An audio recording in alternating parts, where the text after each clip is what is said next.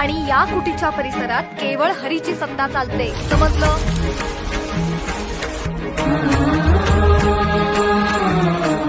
ज्ञानेश्वर विजयते.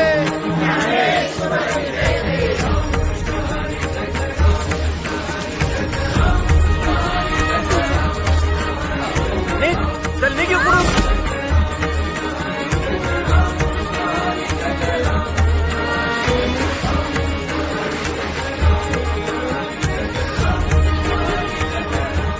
ज्ञानादादा, ही मातीची भिंत येईल का रे आपल्या बरोबर?